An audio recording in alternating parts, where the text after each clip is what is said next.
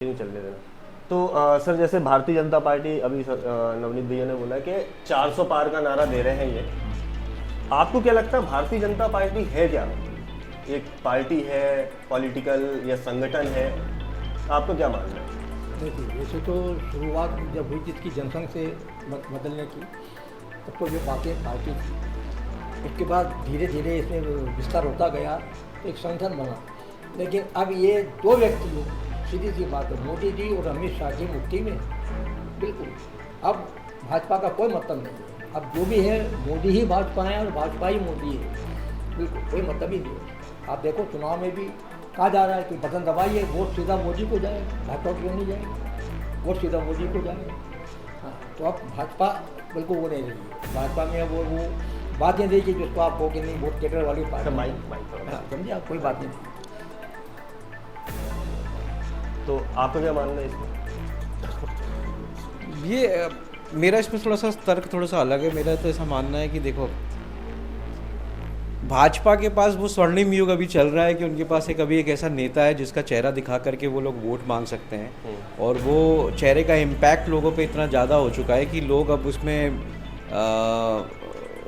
दूसरी चीज़ों को अवॉइड करने लगे हैं। कि अगर आपके क्षेत्रीय मुद्दे हैं, वो क्षेत्रीय मुद्दे लोग बाईपास कर जाते हैं अगर वहाँ मोदी का जिक्र होता है। तो अभी भी जैसे हमने अभी जो चुनावी माहौल था, तो उसमें जब वोटिंग की बात हुई थी तो लोगों ने एक तरह से ये मान लिया था कि भाई ये जो वोट हम दे रहे हैं तो प्रधानमंत्री के लिए दे रहे हैं, और प्रधानमंत्री के लिए अभी हमारे पास एक सशक्त चेहरा नज़र आ रहा है मोदी का, दूसरा तो हमें नज़र नहीं आ रहा। तो हमें अभी तो फिलहाल मोदी पे भरोसा है प्रधानमंत्री के पॉइंट ऑफ व्यू से। तो मेरे कहने का मतलब यही है सीधा सीधा कि संगठन तो होता ही है। ऑब्वियसली अगर भाजपा आज खड़ी है तो संगठन तो होगा ही ना बिहाइंड, नहीं तो सिर्फ मोदी और अमित शाह क्या ही कर लेंगे। वो एक अलग बात है कि आज उनकी तूती बोल रही है, उनकी बातें सुनी जाती हैं, वो जो बोलते हैं वो होता है, लेकिन पीछे एक बैक में संगठन भी है। जो आरएसएस की हम बात करते हैं, आरएसएस के कई ऐसे प्रचारक हैं जो कैमरे के पीछे से या पर्दे के पीछे से काम करते हैं, चाहे मध्य प्रदेश में जब सीएम को बनाना हो, चाहे वो वाला इंसिडेंट हो, या इसके अलावा जो अभी चुनाव होते हैं तो उसमें संगठन, साउथ में जिस तरह से उनका संगठन अभी एक्टिव हुआ है, चाहे वो केरल की बात करें, बंगाल की बात करें,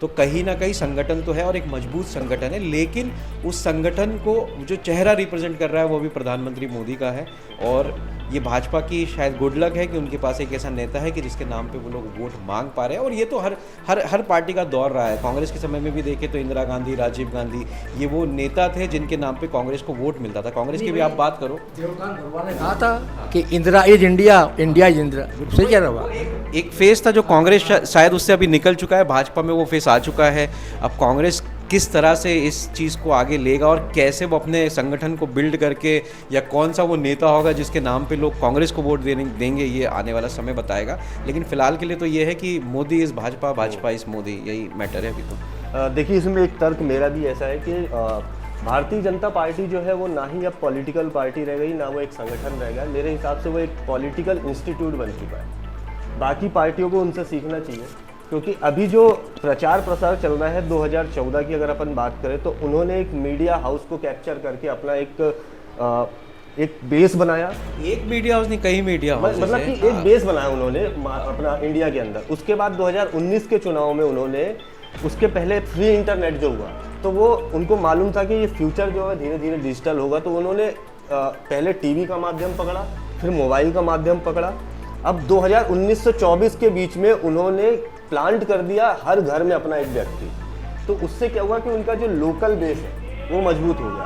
पहले टीवी, फिर मोबाइल, अब वो लोकल बेस। और जहाँ तक मेरा ऐसा मानना है कि बाकी पार्टियों को उनसे सीखना चाहिए, क्योंकि वो 2024 की तैयारी में है ही नहीं अभी, वो आने वाले 10 साल की प्रिपरेशन में, क्योंकि उनको पहले से ही 2019 में ही क्लियर हो गया था, क्योंकि इतनी बड़ी बहुमत 23 साल की। लेकिन इसमें एक बात और है ना सर, अभी बीते 10 सालों में जो सरकार रही है भाजपा की, मोदी गवर्नमेंट, तो इसमें जैसे कि जो स्कैम होते हैं या जो घोटाले होते हैं वो भी तो सामने नहीं आते हैं, या होते ही नहीं है। और अगर होते हैं तो अपोजिशन उसको उठाता क्यों नहीं है, इतनी मुखरता से रखता क्यों नहीं है? क्योंकि ऐसा नहीं है कि कांग्रेस संगठन पूरा खत्म हो गया। कांग्रेस आज भी, अगर हम इंडिया की बात करें तो कांग्रेस एक ऐसी पार्टी है जिसकी जो जड़ें हैं वो दूर दूर तक फैली हुई है, गाँवों तक विस्तारित है, क्योंकि लोगों को दो ही चीज़ समझ में आती है, हाथ का पंजा या कमल का बटन।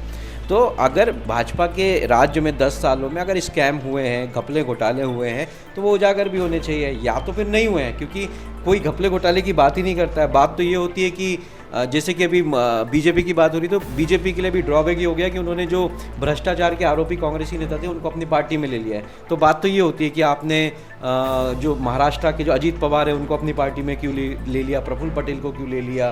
तो ये शायद राजनीतिक मजबूरियाँ हो सकती है, बहुत सारी चीज़ें आ सकती है इसके अंदर। लेकिन जो विभागीय लेवल पे जो भ्रष्टाचार होता था, जो बड़े बड़े घोटाले पहले सुनने में आते थे, कोल घोटाला, 2G घोटाला, 3G घोटाला, उस तरह की चीज़ें कहीं ना कहीं ये तो है कि नहीं नज़र आती, लोगों को नहीं नजर है और शायद या तो हो नहीं रही है। तो ये जो इम्पैक्ट है मोदी का, ये पॉजिटिव चला जाता है कि भाई आदमी को लगता है कि ठीक है 10 बुराइयाँ है लेकिन हाँ उसका सबसे बड़ा रीज़न ये है कि नरेंद्र मोदी के ऊपर उतना भरोसा लोगों को नहीं है। बस ये है कि उनको कांग्रेस पार्टी पे भरोसा नहीं रहा, क्योंकि कांग्रेस की जो विचारधारा रही है, अब आज के टाइम पे एक ऐसा नेता आता है 2014 में जो हिंदुत्व के ऊपर काम करता है। जैसे आज के समय में अगर आप बात करें योगी की उत्तर प्रदेश में, तो वो अपनी बात को इस मुखरता से रखते हैं और जो भी बात बोलते हैं वो एकदम कॉन्फिडेंस से ही बात करते हैं। वो हिंदू के ऊपर बात करें, मुसलमान के ऊपर बात करें, तो उनमें कोई हिचकिचाहट नहीं होती। तो लोगों को ऐसा लगता है कि ये जो व्यक्ति है जो बोलेगा वो करेगा। इसमें अभी कुछ रिपोर्ट अभी कल पढ़ रहे थे हम लोग, तो उसमें कुछ डिपार्टमेंट ऐसे हैं जिसमें लिटरली बहुत अच्छा काम हुआ है। नेशनल हाईवेज की बात करें और उसमें स्टार्टअप्स की भी बात करें, कल एक रिपोर्ट हम लोग पढ़ रहे थे तो उसमें आया था कि 2014 से पहले देश में कितने स्टार्टअप थे और 2014 के बाद 10 सालों में कितने स्टार्टअप बढ़े हैं। पहला, दूसरा ये कि नेशनल हाईवे का कितनी तेज़ी से विस्तार हुआ है ना। तो डेवलपमेंट तो सर मतलब ऐसा है कि डेवलपमेंट हो रहा है और ये एक ऐसी कड़ी है ना जो मोदी की छवि को और मजबूत बना देती है। वो मुखरता से ये चीज़ों को बोल रहे हैं, रख भी रहे हैं लोगों के सामने कि भाई ये आंकड़े हैं। अब ये आंकड़े तो फेक नहीं हो सकते क्योंकि आंकड़े ऑब्वियसली गवर्नमेंट संस्था जारी जरूर करती है, लेकिन आंकड़ों पे ही तो बात होती है कि उससे पहले भी आंकड़े सरकारी संस्था करती थी। और चुनाव में जो मुद्दे होते हैं, हम बात करते हैं बेरोजगारी का मुद्दा है, महंगाई का मुद्दा है, लेकिन ये लोग बोलते हैं, लेकिन वोटिंग कभी इस मामले में नहीं होती कि बेरोजगारी पे वोट कर दिया। बहुत ही रेयर चांस ऐसे होते हैं जब अपन कोई ग्राफ देखते हैं तो उसमें बताया जाता है कि 40% इसका ग्राफ है बेरोजगारी का, 20% 30% महंगाई का ग्राफ है। लेकिन जब वोटर वोट देने जाता है तो उसके दिमाग में जहन में 2 नाम होते हैं, या तो कमल या तो हाथ का पंजा। तो उनके लिए मैटर ही नहीं करता, क्योंकि आने वाले 15-20 सालों के अंदर जो चेंजेस आए हैं और आने वाले 15-20 सालों में और भी जो चेंजेस आएंगे, बदलाव आएंगे, उसमें ये मैटर खत्म हो जाएंगे, क्योंकि जो महंगाई है वो डबल से ज़्यादा है पिछली सरकारों को। तो ऐसे भी समझना चाहिए कि अभी जो हमारे देश का पॉलिटिकल सिनारियो है ना वो बहुत बटा हुआ है। मतलब है ना कि हम बात करें, एक भारत एक तो बहुत बड़ा देश है और इसमें भ्रांति के लोग रहते हैं, उनकी मानसिकता, उनकी मेंटेलिटी, और उसमें क्या होता है कि आज का जो हम बोलते हैं ना कि बार बार नेता हिंदू मुस्लिम क्यों करने लगते हैं चुनाव में, या बार बार आरक्षण की बात क्यों आ जाती है, या बार बार ये बात क्यों आ जाती है कि आरक्षण खत्म हो रहा है या आरक्षण लागू होगा या हम इस कैटेगरी को आरक्षण में ले आएंगे। तो हमारा जो परिदृश्य है, हमारे जो भारत का परिदृश्य है, वहाँ लोग इस तरह के हैं, लोगों की मानसिकता ऐसी है। तो मेरे को ऐसा लगता है इसके लिए इनको हिंदू मुस्लिम करना पड़ता है, इसीलिए इनको ये बातें करनी पड़ती है आरक्षण की। अदरवाइज रोजगार के मैटर पे ना ही कोई वोट डाल रहा है, ना ही कोई वोट मांग रहा है, ना ही रही बात डेवलपमेंट की बात ज़रूर हो रही है, लेकिन किसी ने बोला कि मुझे रोज़गार के नाम पे वोट दो, किसने बोला कि मैं रोज़गार के नाम पे ही वोट करूंगा। तो लोग भी कहीं ना कहीं इसी तरह के परिदृश्य में गुम हो गए हैं कि उनके लिए आज प्राथमिकता कुछ और है। आने वाले समय में क्या होगा ये तो शायद समय ही बताएगा, पर आज का जो करंट सिनारियो, इसलिए नेता जो बार बार हिंदू मुस्लिम करते हैं वो नेता भी इसीलिए करते हैं क्योंकि उनको पता है कि देश में अगर वोट चाहिए तो हमें शायद ये करना ही पड़ेगा। और वोट के लिए साम दाम दंड भेद सारे हथियार सारे नेता और सभी पार्टी के लोग ये अपनाते हैं। तो कहीं ना कहीं वो पॉलिटिकल सिनारियो हमारी कंट्री का ऐसा है कि आपको ये बातें बोलनी पड़ेगी, तब जाकर के आप हाईलाइट होगे, तब जाकर के एक जो लेमैन है तब उसको समझ में आएगा, अच्छा हाँ ये मेरे बेनिफिट की बात कर रहा है, वरना उसको मतलब ही नहीं है। तुम कितने हाईवे बना लो, उस एक आम आदमी को, ये जो बेसिक एक गाँव में रह रहा है, अगर उसके घर तक सड़क आ गई है तो वो उतने में खुश है, लेकिन आप उसको इस नाम पे वोट मांगोगे कि मैंने दिल्ली में फ्लाईओवर बना दिया, तो उसको क्या लेना देना। बिल्कुल, कहने कहने का तात्पर्य है कि पॉलिटिकल सिनारियो के कारण शायद नेता इस तरह की बातें करते हैं।